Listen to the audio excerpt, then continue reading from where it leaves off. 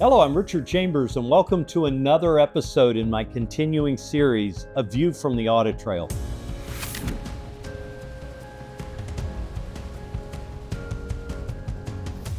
Most internal auditors I meet aren't doing this job because they want to be popular. But let's be honest, who wouldn't like to be seen as trusted, influential, and valued in their organization? Today we're asking a provocative question. Will internal auditors ever be the cool kids in the corporate world? And I don't mean popularity for popularity's sake. I mean being respected, trusted, and invited into key conversations, not just compliance discussion. The data paints a striking picture. Recent research shows that almost half of internal auditors feel they're still perceived as the police, enforcers of rules rather than trusted advisors. Less than 40% feel respected, and only about 1 in 5 see themselves as change agents. Strategic, dynamic, even fewer feel like they're seen that way. These are numbers that tell us something important. There's a gap between aspiration and reality. Internal auditors want to be seen as valued partners, but perceptions haven't caught up yet. So why does this gap persist? First, it comes down to behavior. If your role feels like policing compliance, people respond accordingly. Focusing on only what went wrong reinforces that stereotype. Instead, perceptions follow actions. If internal auditors show they understand the business, frame risk in terms of strategic outcomes, and help organizations succeed, perceptions begin to shift. This is about how internal auditors behave, not what mission statements say.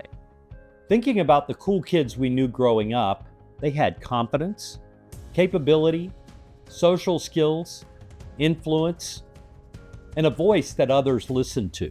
Internal auditors can develop all of these, and they already bring something many others don't, a deep understanding of risk and how organizations really operate. The key isn't chasing popularity, it's creating value that matters to others.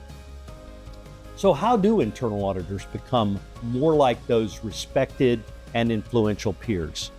Here's a practical action plan. First, reframe your purpose.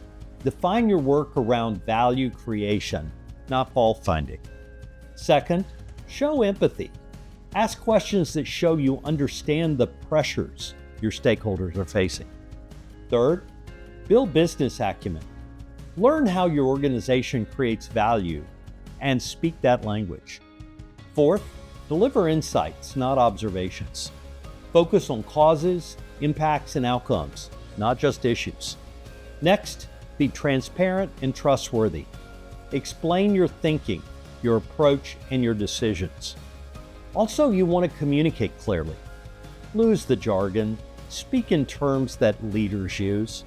Seventh, be agile and adaptive. Update plans, adopt new tools, and respond to risk shifts. Next up, strengthen relationships. Connect regularly, not just during audits. Ninth, show courage when it matters. Speak up with professionalism and integrity. And last but not least, celebrate wins. Highlight the improvements that resulted from your work. These aren't gimmicks. They're behaviors that can shape how others see you. Here's the truth. Internal auditors don't become cool by trying to be cool. They become cool by being valuable. They build trust through consistent action, empathy, strategic thinking, and a focus on outcomes that matter to the business. And when you deliver real value consistently, people invite you in. They ask for your perspective. They respect your insight. They rely on your judgment. That's when you stop being seen as the rule keepers and start to be seen as partners in success. So will internal auditors ever be the cool kids? Yes, when behavior aligns with aspirations and actions speak louder than titles or job descriptions. If you found this helpful, share it with your team and start thinking today about how your next audit interaction can shift the perception. Thanks for watching A View from the Audit Trail. I'm Richard Chambers.